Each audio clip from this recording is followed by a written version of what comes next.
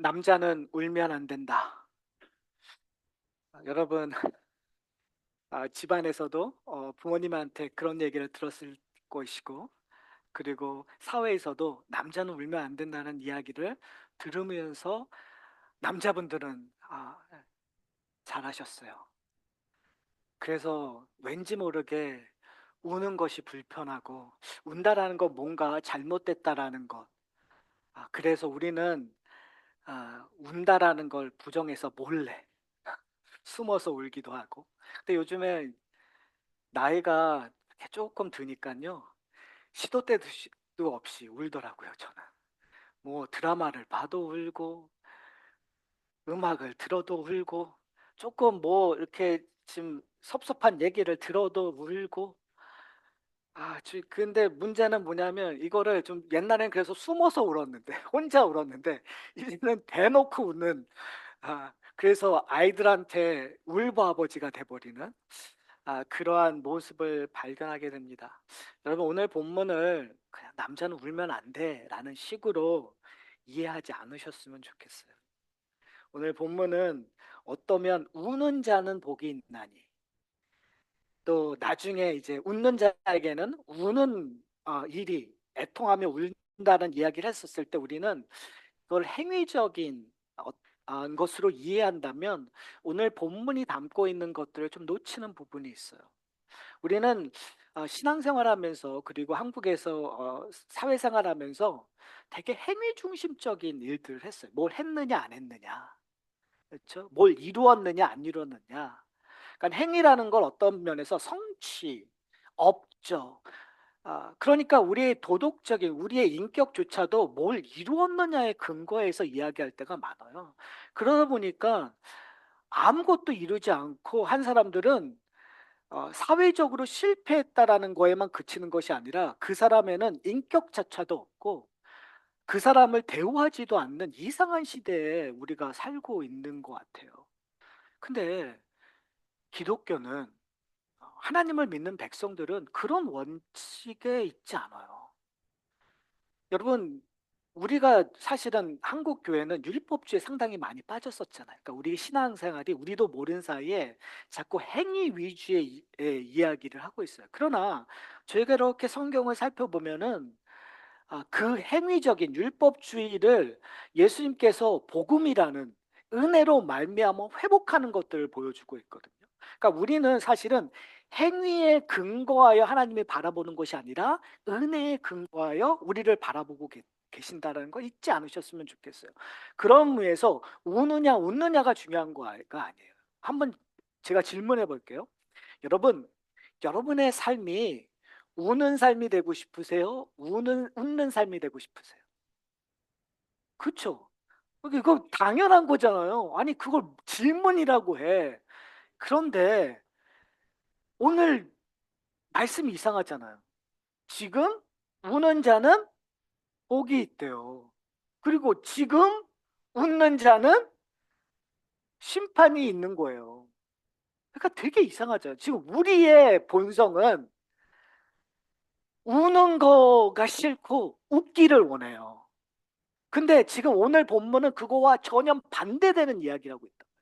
그러니까 저는 우리가 갖고 있는 행위적인 생각, 우리가 지금 하고 있는 것들과 좀 다르게 이 오늘 본문을 좀 접근했으면 좋겠어요.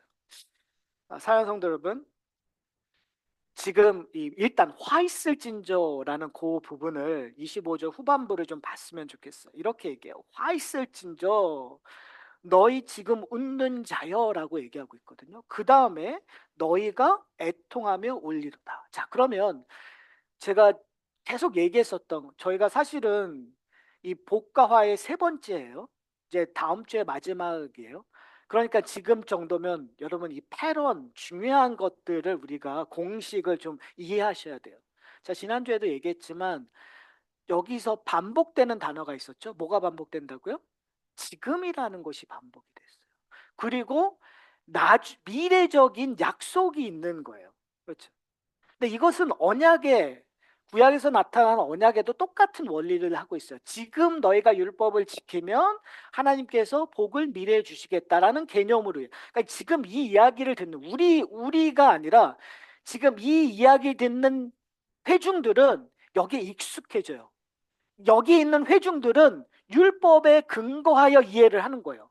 이 얘기를 들었을 때 예수님이 얘기하시는 것이 그렇게 별반 다르지 않아요. 왜요? 율법의 원리가 그렇게 됐으니까요. 지금 너희가 지키면 미래에 약속하겠다라는 이야기를 하고 있는 거예요. 자, 그럼 이 미래는 어떠한 미래일까요? 먼 미래의 얘기일까요? 자, 이스라엘 백성들에게 약속했던 것들, 율법을 지키면 너희가 복을 받는다, 율법을 잘 지키지 않으면 심판을 받는다는 그 원리 원칙이 즉각적으로 이루어졌을까요? 성경을 보면 즉각적으로 이루어지는 부분도 있지만 사실은 즉각적으로 안 이루어지는 경우가 많아요. 하나님의 복을 얘기했을 때 되게 먼 미래에 일어날 일들, 여호와의 날에 일어날 복들을 얘기하고 하나님의 심판도 미래에 대한 이야기를 하고 있어요. 저희들도 이 이야기를 들을 때 여러분 이 미래가 어느 시점이라고 생각하세요? 내가 지금 뭔가 실수하면 하나님께서 직접 심판하시고 내가 뭔가 하나님 앞에 잘해드리면 직접 순간 나에게 보상해 주신다고 여러분 생각하세요? 전혀 생각하시지 않죠. 그런데 여러분 우리 신앙은 그런 식으로 해요. 그렇잖아요. 내가 뭔가 하면은 계속 찜찜하시죠. 운전할 때도 조심해야 하고 더 내가 뭔가 하나님한테 뭔가 덜 해드렸으니까 뭘 잘못했으니까 언제 뭔가 그래서 번개치더라도 뭔가 좀 잘못되면 내가 이것 때문에 하나님께서 나한테 좀 심판하려고 하나 그런 생각 드셨잖아요. 왜 안 드셨다라는 표현을 하세요. 그리고 내가 뭔가 하나님 앞에 대단한 일을 내 나름대로 다른 사람과의 시선과 달리 내가 하나님 앞에 대단한 헌신을 하면 자꾸 뭘 갈망해요? 하나님이 뭔가 좀 내 문제를 해결해 주시겠지. 내가 이만큼 했는데 여러분 이거는 여러분만 생각하는 게 아니라 정말 옛날서부터 그런 일들이 끊임없었어요. 제자들이 어땠어요? 예수님을 따르면서 모든 걸 버리고 예수님을 따랐잖아요. 그러니까 뭐라고 얘기해요? 예수님, 미래에 어느 미래요? 예수님께서 왕이 되시면 이스라엘 제자들은 예수님이 왕이 되는 걸 미래라고 생각했지만 그것은 조만간 이루어질 거라고 생각했어요. 그때 뭘 요구했어요? 내가 예수님 오른쪽에 앉게 해주십시오. 뭐예요? 보상해달라는 얘기예요. 여러분 이거는 누구에게나 우리에게 그냥 있는 일들이에요. 그걸 이상히 여기지 않으셨으면 좋겠어요. 근데 제가 오늘 본문에서 우리가 좀 고민했을 거는 자 그렇다면 지금이라는 건 현재라는 거 우리가 분명히 알겠어요. 그런데 앞으로의 것들은 미래인데 그것이 어떤 미래인가라는 생각을 했었을 때 우리는 이거를 생각하는 게 아까 지금 조금 전에 우리가 볼 수 있는 미래라고 생각하시는 분들도 있지만 먼 미래 내가 볼 수 없, 그러니까 내가 이 생명을 유지하는 한에서 보는 것이 아니라 내가 죽은 다음에야 만질 수 있고 죽은 다음에야 볼 수 있는 걸로 이해하시는 분들도 있는 것 같아요. 그러니까 천국 가서 내가 하나님에게 큰 복을 받을 거야 라고 생각하는 지금 내가 울더라도 천국 가면 내가 웃을 거야. 그렇죠? 내가 저 사람 우리가 싫어하는 그러니까 시편 저자도 너무 당당하게 성경에 얘기했을까? 내가 싫어하는 인간들은 이 땅에서 잘 사는데 뭘 해도 잘 되고 뭘 해도 건강하고 잘 돼. 얼마나 화가 나겠어요. 근데 이 시편 저자가 지탱할 수 있는 거는 뭐예요? 저 사람의 끝이 어딘가? 어디라고 생각하는 거예요? 지옥이라고 생각하는 거예요. 그러니까 거기서 하나님의 징벌을 받을 수 있으니까 나는 그래도 괜찮습니다라는 뉘앙스의 시편들이 있어요. 우리도 그렇잖아요. 정말 꼴보기인 사람들은 그래 어디 보자. 내가 이 땅에서 힘들지만 나중에는 그러겠다라고 우리는 생각할 수 있어요. 저는 이 두 개가 일정 부분 맞는 부분도 있어요. 이게 완전히 다 틀렸다, 잘못된 거다라고 이야기하고 있는 것이 아니라 일정 부분 맞는 것도 있어요. 그러나 저는 둘 다 그 완전함을 품고 있지 못한다라는 걸 오늘 본문의 결론에서 좀 내려고 해요.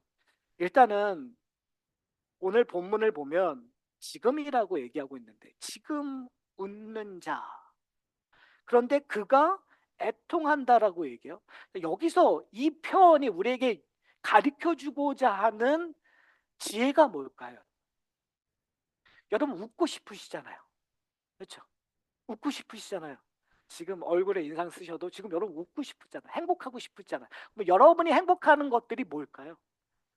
우리가 대부분 육신을 가지고 있는 사람들이 행복하다고 생각하는 거는 건강했었을 때 기뻐요. 그렇죠? 내가 건강해서 건강이라는 건 단순히 내가 정신이 밝고 몸이 근력이 많고 이런 것이 아니라 건강하기 때문에 내가 이룰 수 있는 것이 있기 때문에 기쁜 거예요. 그렇죠? 건강해서 내가 이룰 수 있는 것 때문에 나는 웃을 수 있다고 생각하시는 분들이 많은 것 같아요. 내가 돈이 있어서 내가 누릴 수 있는 것이 있기 때문에 나는 웃을 수 있다고 생각할 수 있어요. 나는 가족이 있어서 정말 내 귀여운 가족, 내가 정성껏 양육한 내 아들, 딸들이 있어서 좋으신 분들이 있어요. 아니면 내가 정말 존경하고 내가 따르고 나를 사랑해 주신 내 부모 때문에 기뻐할 수 있어요. 이것을 우리는 그냥 가족이라고 얘기해요. 가족이 건강하고 가족이 행복하면 우리는 웃을 수 있어요. 그렇죠? 옛날 현재 안 그러면 옛날이래 기억이라도 여러분 저 한번 생각해 보세요. 옛날에 그런 모먼트가 있잖아요. 그렇죠? 그런데 한번 잘 생각해 보세요. 그것이 영원할까요? 지금 예수님이 이야기하고 있는 이 문장, 아주 짧은 문장 속에서 지금 웃는 것이 영원하지 않다라는 것들을 이야기하고 있어요. 웃는데 그 웃음이 영원하지 않다라. 아니 그 웃음이 지금은 웃을 수 있는데 1시간 후에 어떻게 될지 모른다는 거예요. 열흘 후에 어떻게 될지 모른다는 거예요. 1년 후에 어떻게 될지 모른다는 거예요. 10년 후에 어떻게 될지 모른다. 제가 조금 전에 얘기했던 앞으로 있을 미래, 잠정적인 미래, 내가 숨을 쉬고 있는 가운데 미래에도 어떻게 될지 모르는 거. 그런데 문제는 뭐냐면 내가 웃는다고 영원이라는 그 미래, 죽음 다음의 미래조차도 개런티가 안 된다라는 거예요. 근데 인간은 죄로 말미암아 타락한 인간은 지금 웃으면 앞으로도 웃을 수 있고 그리고 미래에서도 웃을 수 있다고 자만해요. 그렇지 않습니까? 사실 그래요, 여러분. 그리고 그걸 회피해요. 내가 지금 웃을 수 있으면 내가 앞으로 웃을 수 있을 거라고 나를 세뇌하고 그리고 그 어려움들을 회피하는 모습들이 있어요. 사랑하는 성도 여러분, 여러분 행복하세요? 여러분 지금 웃고 계세요? 앞으로 영원히 웃을 거라고 생각하세요? 그게 개런티 되지 않아요. 인생은, 삶은. 저는 오늘 본문을 통해서 지금이라는 단어가 주고 있는 거에 이 지금이라는 단어가 주고 있는 것은 되게 중요해요, 사실은. 어떤 의미에서 화 있을진저 지금이 중요한 것이 아니라 저는 복이 있도다 지금이 되게 중요한 것 같아요. 왜요? 그 성도들에게 지금은 사실은 지금 우리가 세상의 지금과 완전히 다른 메커니즘을 갖고 있기 때문에 세상의 사람들은 지금 웃고 있는 사람들은 그것이 영원할 거라고 생각하지만 성경이 증거하는 것은 영원하지 않다라는 것들을 끊임없이 지적하고 있어요. 그래서 예수님께서 그런 비유를 해요. 어떤 부자가 있는데 너무 농사가 잘 되는 거예요. 모든 것이 다 성공하는 거예요. 그래서 그가 생각하기에 이제 그 모든 수확물을 보관할 창고를 짓자. 그리고 거기다 다 채워서 매일매일 즐겁게 지내자라고 얘기했었을 때 예수님께서 뭐라고 하세요? 내가 오늘 저녁에 너의 목숨을 뺏어가면 그 창고에 있었던 것이 무슨 소용이 있냐는. 여러분 행복하세요? 여러분의 은행 잔고를 보면서 여러분이 사신 큰 집을 보고 행복하세요? 여러분의 부모님을 보고 행복하세요? 여러분의 자녀를 보고 행복하세요? 근데 그거는 그냥 하나님께서 야 이제 됐다라고 부르는 순간 정말 아무 의미가 없어지는 거예요. 지금 여러분이 갖고 있는 것들이 영원할 거라고 생각하지만 그런 의미에서 우리 생각에 지금이 중요하다고 생각하고 지금이 영원할 것 같은데 세상 사람들은 사실은 그건 아무 소용이 없어요. 근데 성도들에게는 지금이 중요해요. 왜 그럴까요? 많은 사람들이 지금을 통해서 영원을 얻으려고 해요. 그렇죠? 심지어 우리들도 이 첫 번째 이 복이 또다라고 했을 때 지금 우는 자라고 했었을 때 아 그래 내가 지금 울지만 내가 지금 울기 때문에 아 미래에 좋은 것들이 주어졌어 내가 웃을 수 있는 것이 됐어라고 우리는 그런 식으로 얘기해요. 이게 다 행위적인 거잖아요. 내가 지금 울고 있는 행위가 그래서 심지어 이럴 때도 있어요. 나는 행복한데 그렇죠? 나는 아무런 걱정이 없어요. 그런데 의도적으로 교회만 오면 우는 신용을 할 때가 있어요. 뭔가 부족한 신용을 하는 사람들도 저는 종종 봐요. 왜요? 오늘 같은 부분에서 행위적으로 울어야 된다니까. 특히 저희 교회 같은 경우 고난에 참여하는 얘기를 너무 많이 하잖아요. 그렇죠? 즉 복 받으시라는 것보다 고난의 의미가 있습니다를 수도 없이 얘기하다 보면 아 그러면 나한테 진짜 실질적으로 고난이 없는데 그래도 내가 믿음이 있는 그걸 보여주기 위해서 아 나 힘들어 어렵고 하는 분들이 목회를 하다 보면 있더라고요. 우리가 살다 보면 왜요? 그게 다 행위적인 생각을 하니까 내가 나타나야 되는 이것을 제가 이제 이걸 왜 계속 얘기하냐면 제가 얘기하고자 하는 포인트는 뭐냐면 존재가 누군가를 우리가 이해하지 않으면 안 된다는 거예요. 나라는 존재가 우린 자꾸 행위로 근거하여 나의 존재를 이해하려고 해요. 내가 뭔가 하느냐에 따라서 내가 존재가 이것이 되게 세상적인 개념이에요. 내가 어떤 학위를 따고 내가 어디까지 교육을 했고 내가 어디까지 벌었고 내가 얼마만 큰 사업체를 가지고 있고 내가 어떤 직장을 가지고 있고 내 자녀가 어떻게 자라나고 있고 내 건강은 지금 어떠한 그 뭐 콜레스테롤을 갖고 있는지 당뇨를 갖고 있든지 혈압을 갖고 있는지에 근거하여 나라는 존재를 정의하고 있단 말이에요 우리가. 그러니까 신앙도 그렇게 하는 것 같아요. 내가 뭘 하고 있고 뭘 하고 있고 뭘 하고 있고 뭘 하고 있고라고에 대해서 존재하고 있어요. 자, 그런데 문제는 뭐예요? 그렇게 존재한다면 저는 영원이라는 건 항상 미래에 주어지는 거예요.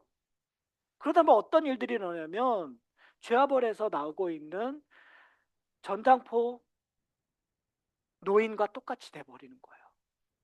왜요? 내가 미래에 얻을 복을 위해서 그가 정말 말도 안 되는 어마한 돈을 수녀원에 기부해요. 왜요? 그 행위를 통해서 복을 받는다고 얘기하니까. 미래에 구원받을 수 있다고 얘기하니까. 그런데 그 돈은 어디서 얻어내는 거죠?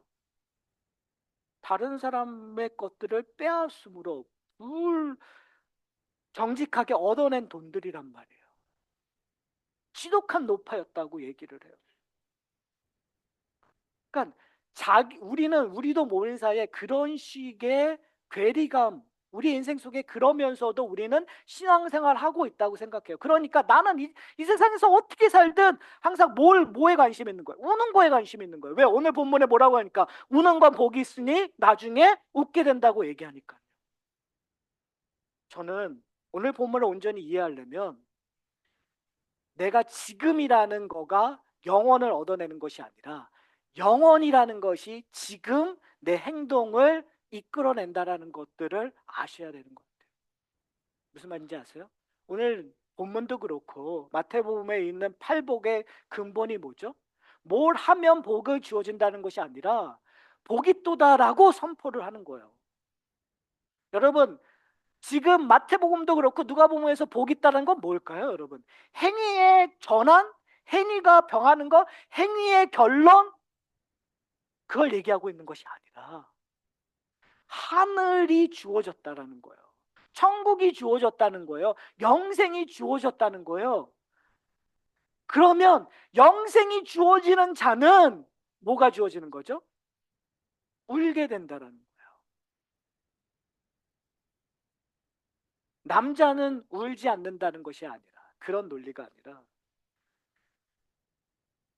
하나님 나라의 백성들은 울게 된다는 거예요. 천국을 소유한 자는 울게 된다. 자, 그러면 한번 잘 생각해 보세요. 왜 천국을 소유한 자는 울까요? 여러분, 우리가 그냥 인간으로 생각했었을 때 왜 우리는 울기 싫고 웃는 자가 되고자 하냐면, 운다라는 건 내게 어려운 일들이 일어났다는 거야. 슬픈 일이 일어났다. 여러분, 자연에서 어려운 일이 일어날 때도 슬프잖아요. 갑자기 내가 사랑하는 반려견이 죽었어요. 그건 자연적인 일이에요. 그럼 여러분, 슬프세요, 안 슬프세요? 슬프죠. 울죠. 그렇죠. 자연에서 어떤 일들이 일어나서 자연이 피폐화되거나 사람이 죽어도 우리는 그것 때문에 슬퍼서 울어요. 그냥 우리의 인생을 살면서 자연스럽게 인간이기 때문에 나오는 슬픔들이 있어요. 그리고 또 다른 슬픔이 있어요. 죄로 인한 슬픔이에요. 죄가, 인간의 죄악 때문에 슬픈 일들이 일어나요. 저는 인류의 역사에서, 특별히 현대에서 어, 인간이 조금 한진일보할 수 있는 사건은 세계 1차 대전, 2차 대전 때라고 생각해요. 왜 세계 1차 대전, 2차 대전이 끝난 다음에 인류는 과학적인 것이 아니라 인문학적으로 상당한 발전을 해요. 그 발전한 이유가 뭔지 아세요? 인간으로 겪기 어려운 일들을 겪었기 때문에 그래요. 인간의 정말 죄악된 본성들을 전쟁이라는 것을 통해서 목격했기 때문에 인간은 질문할 수밖에 없어요. 나란 누군가? 인간은 누군가? 나라는 무엇인가? 공동체는 무엇인가? 이웃은 무엇인가? 정말 나하고 별다를 없는 사람이었는데 어느 순간 사상 때문에 몇 수많은 유대인들을 죽일 수밖에 없었고, 거기에 동조하는 자신들을 나중에서야 보게 됨으로 말미암아 슬퍼짐을 경험하게 되는 거죠. 뭐 때문에요? 죄 때문에. 죄라는 본성 때문에. 그것이 우리가 갖고 있는 그거예요. 그렇기 때문에 우리는 웃고 싶어 해요. 거기서부터 멀어져서 우리는 도덕적으로 웃고 싶어 해요. 우리는 경제적으로 웃고 싶어 해요. 우리는 즐거웠고 싶어요. 다른 말로 얘기하면 행복하고 싶어요. 인간의 본능적으로 이 땅에서 살면서 행복하고 싶잖아요. 그런데 그런 행복은 영원을 약속하고 있지 않다. 그런 행복은, 그러니까 역사도 그렇고 성경도 끊임없이 우리에게 얘기하고 있는 것이 뭐냐면, 지금 너희가 누리는 세상적인 웃음이 주는 행복들은 영원하지 않다는 거야. 자식도 그렇고 부모도 그렇고 건강도 그렇고 내 돈도 그렇고 영원하지 않다. 그런데 재밌게도 뭐냐면, 지금 우는 자는 운다는 행위가 아니라 그 존재론적으로 울게 되면 그것은 영원을 약속되어진다는 거예요. 다른 말로 얘기하면, 제가 아까 얘기했던 겁니다. 영원이라는 것들이 약속되었기 때문에, 하나님 나라라는 것이 약속되었기 때문에 너희는 우는 자가 되었다는 게, 그건 뭐냐면 거룩한 슬픔이에요. 여러분, 거룩한 슬픔이라는 거 생각해 보셨어요? 그건 뭐냐면, 보통 이건 거룩한 슬픔하고 좀 틀리지만 그래도 제가 예를 든다면, 미국 교회에서는 선교를 많이 갑니다. 근데 선교를 갈 때 자녀들을 많이 보내요. 특히 고등학생들을 선교에 보내요. 뭐 가깝게는 멕시코라든지 요 근처를 보내기도 하고, 멀리는 뭐 아프리카 뭐 이런 데도 보내죠. 여러분, 보냈었을 때 선교적인 목적도 있지만 늘 보내야 되겠다고 마음 드는 지점이 어디냐면, 돌아와서 하는 얘기가 다 똑같아요. 정말 100% 똑같아요. 뭐라고 얘기하는지 아세요? 여기가 이렇게 좋은 줄 몰랐어요. 가보니까 거기서 어떻게 그렇게 사는지, 여기가 얼마나 행복한지 몰랐어요. 하면서 뭐가 생기는지 아세요? 거기서만 끝나는 것이 아니라 아이들이 거기서 그 아이들을 어떻게 여겨요? 불쌍히 여겨요. 안타까워해요. 성교를 가면 내가 지금 잘 살고 있다라는 것만, 근데 그거를 통해서 감사가 나오면서 뭐 하냐면 그 사람들을 불쌍히 여기고 그들에게 뭔가 도움을 줄까라고 생각을 해요. 성교를 다녀오는 젊은 아이들이. 여러분, 그게 놀라운 거 아니에요? 여러분, 우리가 아이들한테 야, 너 그래 뭐 하라고 얘기했을 때는 말 하나도 안.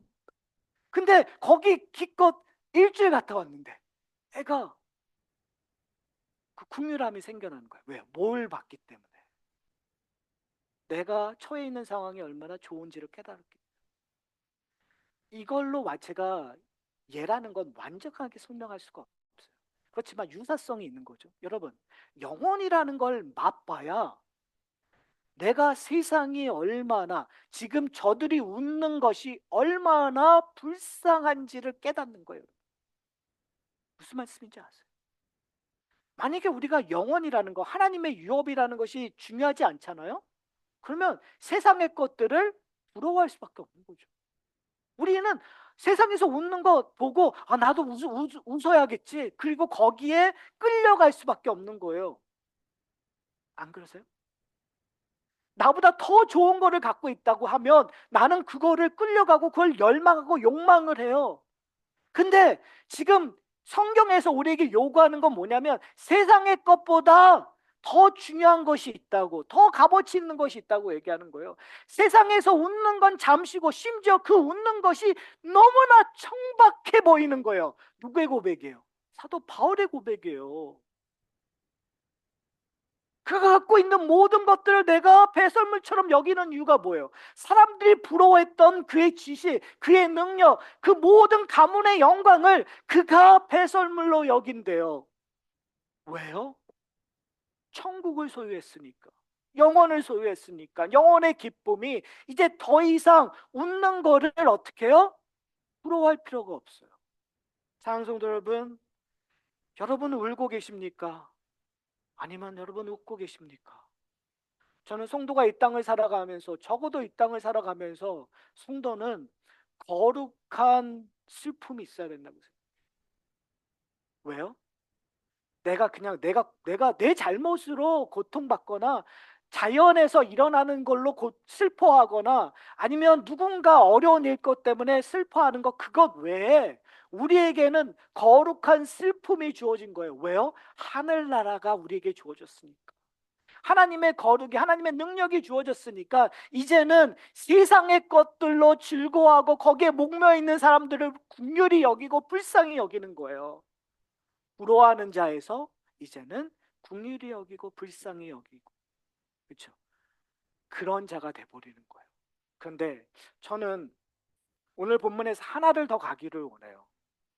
제가 아까 설교 때 그런 얘기를 했어요. 미래라는 것은 단순히 현재에 대한 미래, 우리의 생명이 갖고 있을 때의 미래, 뭐 10년 후, 20년 후 그런 얘기만이 아니라 또 저 천국에 가는, 내가 죽은 다음에 주어지는 그러한 미래만이 아니라는 표현을 썼어요. 그 말은 뭐냐면 지금 우는 자에게는, 그리고 울을 수 있는 자에게는 리조이스 할 수 있는 그 은혜가 우리에게 따라온다라는 사실이에요. 무슨 말씀인지 아세요? 그냥 내가 그냥 마음만으로 그래 난 천국에 있으니까 지금 이거 이겨낼게.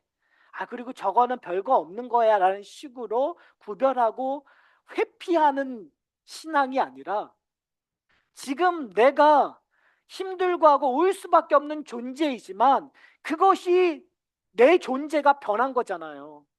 전에는 썩어져 없어질 존재였어요. 모든 것이 tempor한, 한정적인 시간의 리밋이 있는 삶을 살아갈 수 있는 사람들이었어요. 그러나 영생이라는 것이 나에게 옴으로 말미암아 하늘의 것들을 누릴 수 있는 존재가 되어버린 거예요. 그래서 내가 보고 사고하는 것이 다 변해지는 거예요. 존재론적으로. 그래서 뭐가 되냐면 이제는 rejoice 할 수 있는 거예요. 기쁨이 나오는 거예요. 내가 부러워하는 것이 아니라 내가 그들을 불쌍히 여기고 나는 즐거워하는 거죠. 내 건강이 점점 어려워져도 rejoice 하는 거예요. 내 헌금의 잔고가 줄어들어도 rejoice 하는 거예요. 내가 커리어가 좀 막히고 내 사업이 좀 힘들어도 rejoice 하는 거예요. 우리의 관계가 좀 삐걱거리고 우리의 가족이 좀 어려워도 rejoice 하는 거예요. 왜요? 영생이라는 것이, 하늘이라는 것이 우리의 삶을 지배하고 있기 때문에. 저는 오늘 본문을 이해하는 가장 큰 핵심은, 그리고 오늘 저희가 세 번째인데 이 복과 화에 대한 네 번째를 통해서 우리가 확실하게 이해해야 되는 것은, 복이 이미 우리에게 주어졌다는 거예요. 누구를 통해서? 예수 그리스도를 통해서. 여러분 한번 잘 생각해 보세요. 예수 그리스도는 이 땅에 오신 것이, 여러분, 뭘까요? 저는 고난이라고 생각해요. 하나님이신 그 예수님이 이 땅에 오신 것 자체가 고난이에요. 그는 정말 창조주이신데 인간의 몸을 입는다라는 것 자체가 고난이에요. 우리식으로 얘기하면 우리가 애완건이 되는 거예요. 그것보다 더 말도 안 되는 자리에 있는 거예요. 갇히는 거잖아요. 사고하고 생각하고 계획할 수 있는 우리 인간이 그냥 아무것도 할 수 없는 어떠한 사물에 갇힌다라는 거 여러분 생각해 보세요. 그럼에도 불구하고 예수님은 자족하셨어요. 리조이스 하셨어요. 뭐 때문에 리조이스 하시죠? 본인이 걸어갈 길 때문에 리조이스 하신 거예요. 자족하신 거예요. 기뻐하시는 거예요. 근데 그 걸어가는 일이 어떠한 길이죠? 십자가의 길이라고 얘기하고 있어요. 근데 자족하셨던 이유가 뭐죠? 예수님께서 요한복음 17장에서 하나님 앞에 아버지신 기도하면서 나오는 가장 중요한 것이 뭐냐면, 아버지가 기뻐하시니까, 내가 아버지의 뜻을 이루니까, 내가 지금 이 십자가에 가는 길, 그것이 나에게 기쁨입니다. 나의 존재입니다. 나의 능력입니다라고 고백하는 거예요. 사랑하는 성도 여러분, 여러분, 이민 생활이라는 거 쉽지 않아요. 아니, 인생이라는 자체가 쉽지 않은 것 같아요. 나이가 들면 들수록 그걸 조금씩 조금씩 깨닫는 것 같아요. 나의 부모의 삶을 통해서 조금씩 조금씩 깨닫는 것 같아요. 인생이 쉽지 않더라고요. 우리가 봤을 때, 겉으로 봤을 때 인생이 꽤 멋있고 아름답고 성공했다고 하는 사람의 인생도 쉽지 않은데, 그냥 평범하게 이 땅을 살아갔던 우리의 부모들의 인생을 보면 쉽지 않더라고요. 그렇지 않습니까? 그래도 하나님 이렇게 고생하셨으면, 이렇게 힘든 인생을 살았으면 지금 결말이라도 좀 좋아야 되지 않습니까? 라고 우리는 늘 기도하시잖아요. 그런데 쉽지 않더라고요. 그렇게 안 되더라고요. 자식된 도리에서 간구하고 애통해하며 했던 우는 일들을 하나님이 잘 안 받아주시더라고요. 근데 놓치고 있는 것이 뭔지 아세요?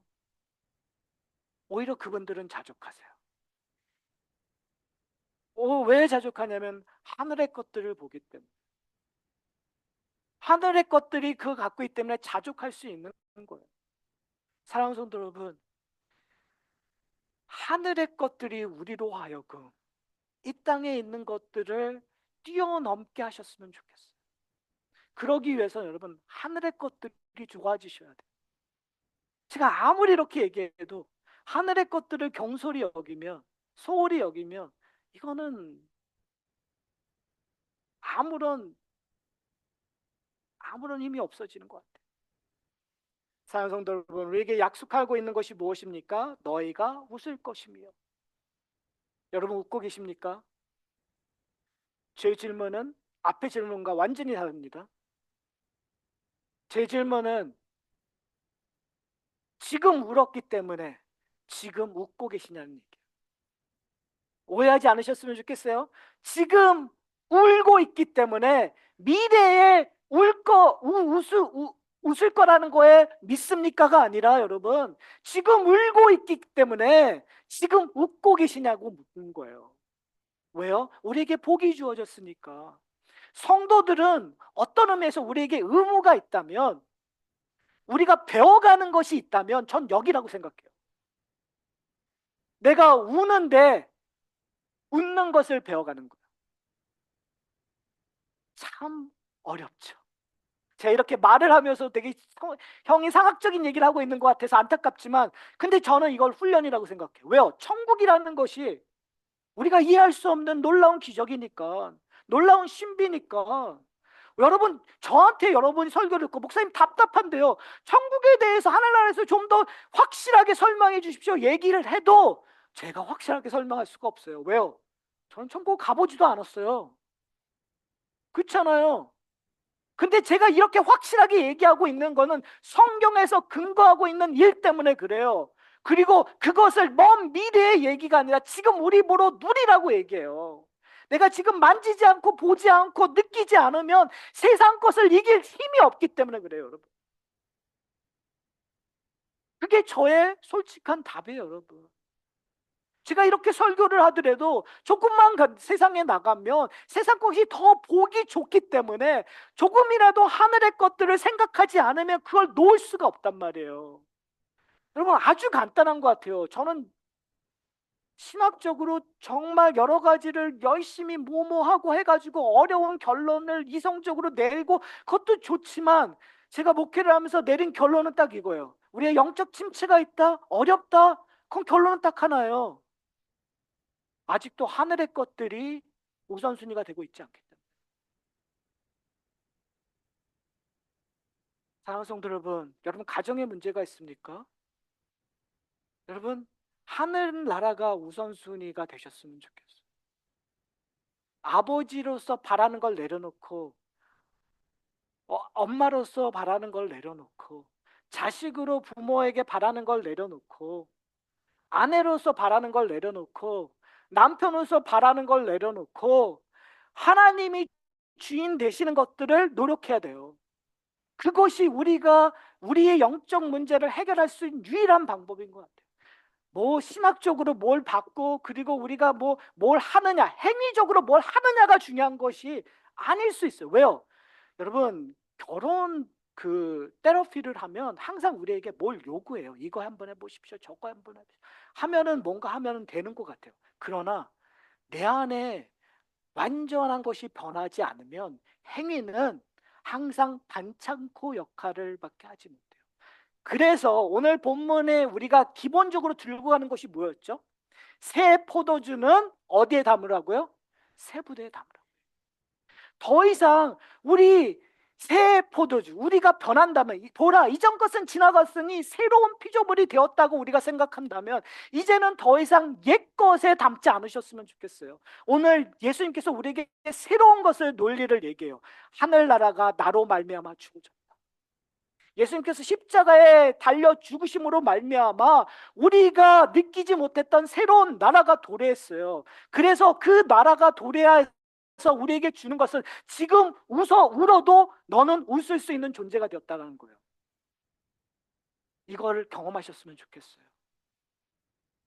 여러분, 저는 그게 성도들의 파워인 것 같아요. 만약에 성도들에게 파워가 있다, 성도들에게 신앙의 차이가 있다고, 만약에 그런 것이 있다고 한다면 저는 여기에 있다고 생각해요. 내가 얼마나 자족하냐, 내가 얼마나 울 수밖에 없는 상황인데 내가 그 가운데 그러니까 울지 말라는 얘기 아니에요. 오해하지 않으셨으면 울으셔야 돼요. 애통해 하셔야 돼요. 그런데 울다가 뭐가 생기냐면 나한테 웃음이 나오는 거예요. 자족함이 나오는 거예요. 여러분, 이 과정을 겪는 것이 저는 축복이라고 생각해요. 이 과정을 겪는 것이 예수님이 걸으셨던 십자가의 길을 걷는 거라고 저는 생각해요. 우리가 예수님의 걸으셨던 그 십자가 길에 동참하면 그곳이 하나님의 나라예요. 근데 이 일을 하기 위해 전제 조건은 하나님의 나라가 주어져야 되는 거예요. 그런데 놀랍게도 감사하게도 나를 주라 고백하는 모든 자에게 하나님의 나라의 권세를, 하나님의 나라의 그 능력을 주셨을까요? 안 주셨을까요? 그렇죠. 그렇다면 여러분 제발 다른 건 몰라도 그것 하나만 붙잡고 가셨으면 좋겠어요.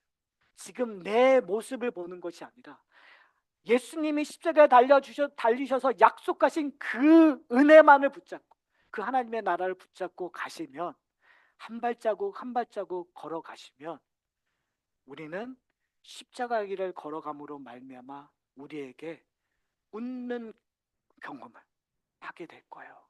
그것을 저는 뭐라고 표현하면 신비라고 표현할 수 있을 것 같아요. 저는 그것을 기적이라고 표현할 수 있을 것 같아요.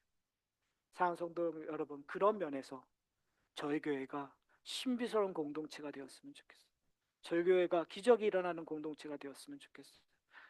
그러기 위해서 우리의 가정 속에서 기적과 신비가 이루어졌으면 좋겠어요. 그러기 위해서 가장 중요한 건 내가 예수님과 함께 만나야 되고 예수님과 함께 걸어야 되고 예수님의 음성을 듣는 일들에 우리가 열심을 내셨으면 좋겠어요. 우리 함께 기도하시겠습니다.